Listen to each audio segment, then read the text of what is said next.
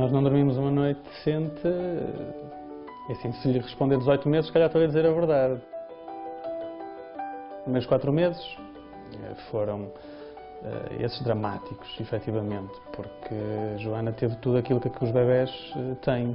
Pelo facto de não conseguirmos dormir mais do que 2 horas seguidas, durante tanto tempo seguido, é desgastante. A Joana só adormecia, hoje nem tanto, mas nessa fase por exaustão. Tentámos o colo, tentámos a questão da roupa da cama, será que está muito quente, será que está muito fria, a temperatura do quarto. Tentámos sempre evitar, numa primeira fase, criar aquela estratégia de, sei lá, agora vai dormir tu para o sofá, descansa um bocadinho, porque daqui a bocado tenho que dormir eu. Nunca certo é que não conseguimos, tivemos que ceder à estratégia, porque realmente eu no dia seguinte tinha que ir trabalhar e era 1, 2, 3 noites seguidas sem dormir e eu não conseguia, como é óbvio, não é? Porque enquanto a Joana chora, eu não durmo. Tivemos uma visita à porta da nossa casa, a tocar a campainha, às 2 da manhã, creio eu. Era a polícia. Portanto, eu presumo que tenha havido uma intencionalidade, não é? De vir aqui um agente da autoridade bater-me à porta às 2 da manhã porque eu tenho um bebê que chora. É complicado. A Joana no dia seguinte estava bem. O sono dela, 1 hora, eu dizia, a Joana carrega as pilhas, tem as pilhas viciadas, porque isto, não é? O carregador está logo no top, ao final de 5, 10 minutos, um soninho dela, ela estava uma alegria imensa, não é? A privação de sono provoca cansaço, provoca intolerância e faz com que a nossa paciência para um conjunto de coisas diminua, obviamente. Nós falámos com o pediatra, obviamente, contámos esta experiência que estávamos a ter, mas nunca estivemos assustados. Não, tentamos sempre, é assim, a estratégia é sempre esta, o dia da manhã vai ser melhor, não é? Mais tarde as coisas começaram a alterar um bocadinho, o fator rotina veio ajudar, ela também veio percebendo isso, mas ainda hoje, ela quando percebe que é para a cama que eu vou, ela aceita mais por respeito do que por vontade, ela vontade nunca tem. Tem que se ter calma, porque as pessoas desesperam e é muito fácil sacudir esse desespero para a pessoa que está ao lado, e a pessoa que está ao lado é efetivamente a mãe ou o pai, dependendo da situação. E tem que haver alguma força e entreajuda muito grande. Não foi definitivamente a privação de sono que a Joana me causou que me vai impedir de alcançar um objetivo que eu quero, que é dar-lhe um irmão, sem dúvida nenhuma. Vamos? E a Joana está aí para as curvas e, graças a Deus, a dormir um bocadinho melhor.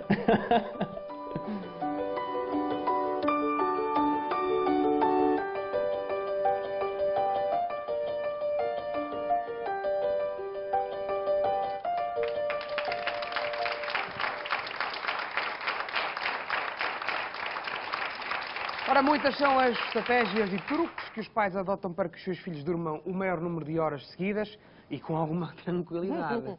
Trazê-los para a nossa cama. Há quem se lembre disso, não é? Será positivo? Outros têm outras estratégias, dar determinados alimentos antes de eles irem dormir. Será que isto também funciona? Cantar Há a música. técnica, exatamente, há a técnica do banho, que eles ficam um bocadinho mais molinhos. Molinhos. Ficam. Portanto, será que isto tudo chega? Olá, doutor Hugo, Muito um dia. aplauso para si, como está? Bom Bom, eu fiquei impressionada com esta família. Esta história Esta é história é pesada. privação do sono, perfeito. pesada. 2 horas por noite, a polícia a bater à porta porque a criança não dorme. É duro. Isto foi um verdadeiro pesadelo. É duro. É duro. É muito duro. E acho que esta história é importante porque acaba por espelhar um pouco uma noção importante. Hoje em dia, nós preocupamos muito com a alimentação das crianças, muito se o banho deve ser todos os dias, ou dia sim, dia não, se é amamentação, se é leite artificial, e às vezes esquecemos um bocadinho do sono. E o sono é um aspecto do comportamento das crianças tão importante como comer. É uma necessidade básica.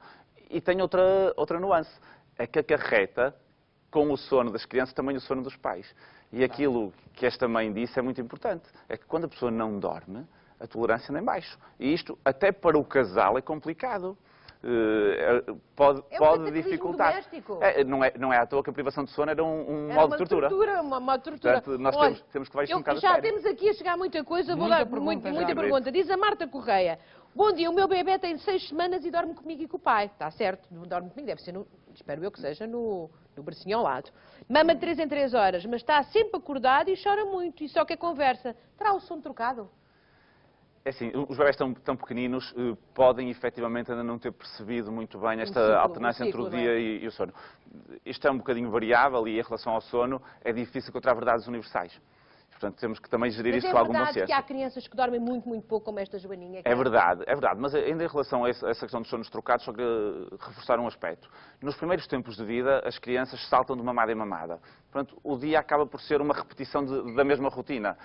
Às vezes é difícil eles perceberem claramente que há o dia e a noite. Embora isso deva ser trabalhado. Deve-se ensinar que de dia há luz, há barulho, e de noite é silêncio, é tudo muito mais tranquilo. Claro. Mas muitos bebés apercebem-se disso mais por volta dos 2, 3 meses, em que começam realmente a reparar nas coisas que os rodeiam, começam a despertar-lhes mais interesse em tudo o que vêm, acabam por ficar mais acordados de dia e a dormir mais de noite porque também têm menos coisas a estimulá-los. Portanto, esse trabalho é importante fazer desde o nascimento, embora por vezes só se consiga ter algum fruto por volta dos 2. Mas isso significa, por exemplo, quando os 3 meses. bebés estão... Porque às vezes quando se consegue finalmente com um bebé, principalmente quando eles são muito, muito pequeninos, adormeça, a casa, seja a que horas for, parece que é absoluto silêncio. Convém que haja uns ruidinhos para eles irem percebendo que durante o dia o silêncio não é absoluto? Também é uma questão controversa, mas parece que sim, que pode haver algum ruído nesses primeiros dias, porque as crianças passam o dia quase todo a dormir, senão a casa teria que estar fechada E parada, 18 e parada, horas por dia, né? portanto Parada. não pode ser. Quando já começa a haver essa noção de que de noite é para dormir e de dia estão acordados, acho que faz sentido, nos momentos em que a criança ia dormir, ter menos luz e tranquilidade, e nos outros momentos ter luz, para criar esta alternância e perceber quando é para dormir está mais escuro, está mais silêncio, Claro. e pode essa rotina ser feita no berço da criança, mesmo durante o dia, até para ela perceber e associar ao ritmo da noite e juntar que o sono do dia é igual ao sono da noite, as rotinas devem ser as mesmas e é muito mais fácil trabalhar tudo em conjunto do que explicar a uma criança de 2 ou 3 meses que de noite dorme às escuras, de dia dorme com som, com luz. Mas no caso destes pais aqui, e com certeza existiram muitos mais por esse mundo fora, quando vão à sua consulta e lhe dizem, doutor, o meu filho não dorme, nós não conseguimos descansar, o que é que aconselha? Depende um bocadinho das situações em particular. Há uma coisa que é... Da causa Exatamente. Há uma coisa que é importante, é tentar trabalhar a hora de dormir. Isto é fundamental, porque a forma como as crianças adormecem vai espelhar também a forma como eles depois sossegam quando acordam à meia da noite. Se a criança adormece ao colo dos pais, e isto às vezes acontece, e eu não estou a criticar, e acho que nos primeiros tempos até nem é muito nocivo, mas se a criança adormece ao colo dos pais e depois acorda à meia da noite e está na cama, ela vai berrar. Imaginem que vocês adormecem na vossa cama e acordam à porta de casa cá fora. É exatamente a mesma coisa. A criança sente-se assustada. E eu era capaz de berrar imenso. Nunca me tinha ocorrido uma comparação. Ou debaixo de um castanheiro no Monte da Virgem. Com 2 moços a olhar Com 2 para moços a olhar. Mas é verdade.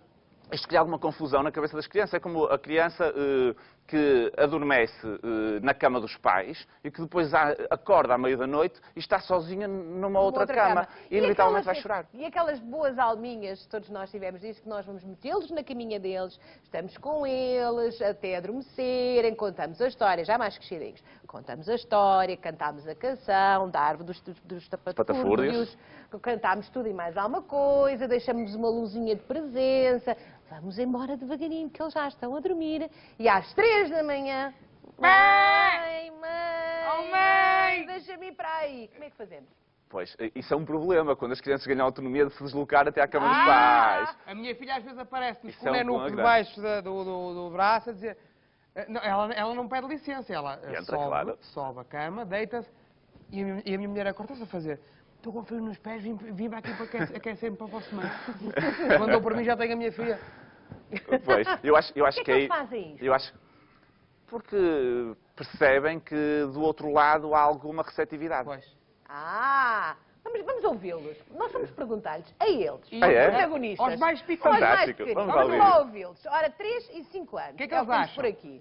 Vamos lá.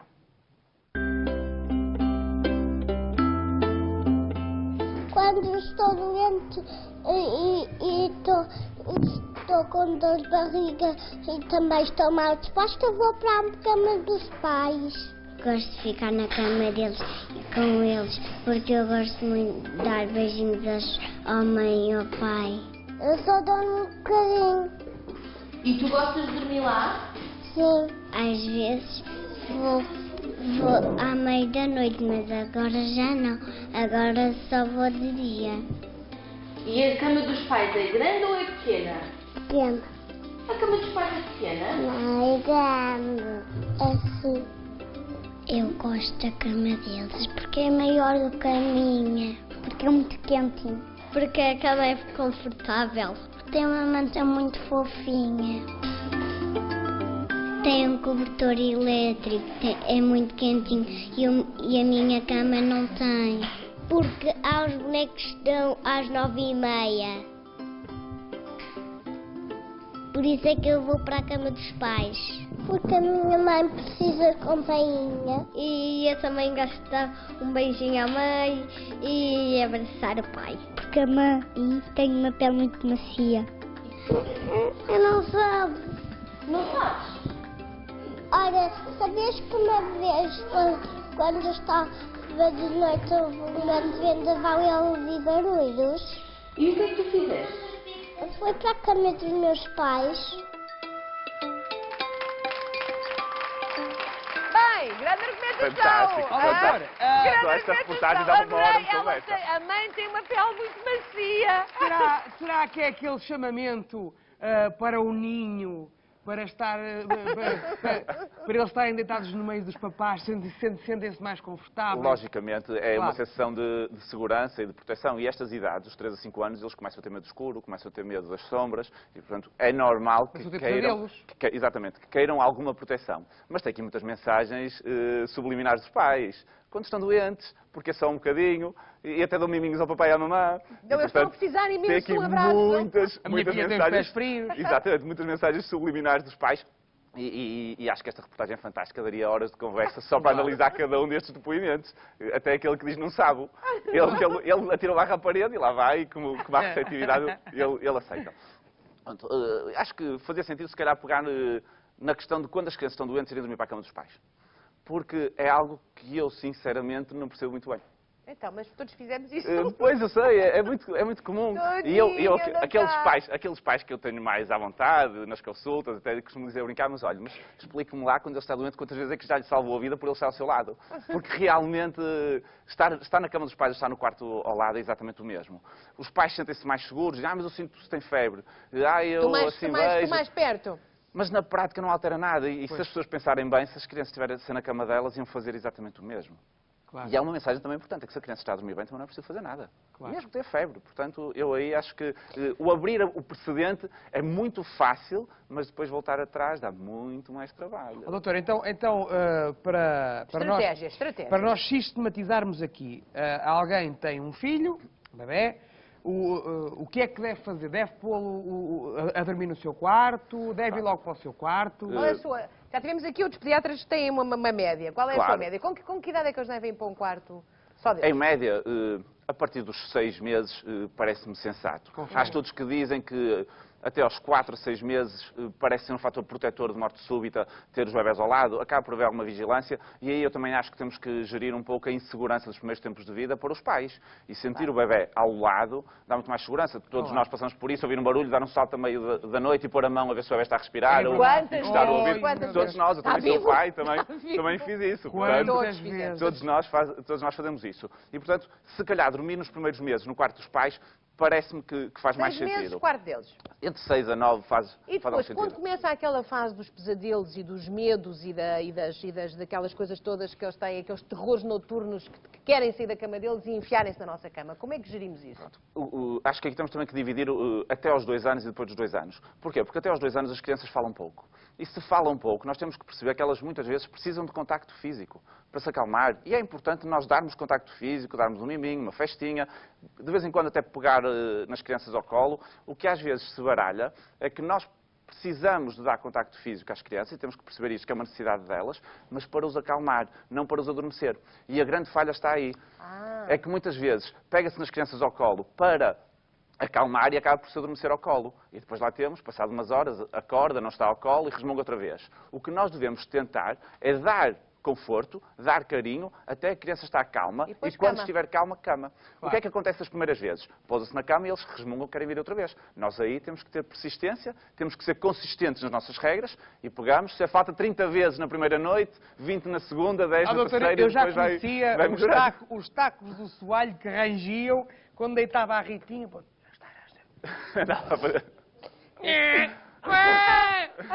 eu já sabia que aquilo fazia, devia ser feito assim. O problema é a nossa capacidade de resistência e aquilo que os dias nos trazem, não é? Porque há uns dias em que estamos terminados, estamos menos cansados e há uns dias em que estamos mais cansados. E temos as nossas obrigações profissionais e tudo isto é muito complexo.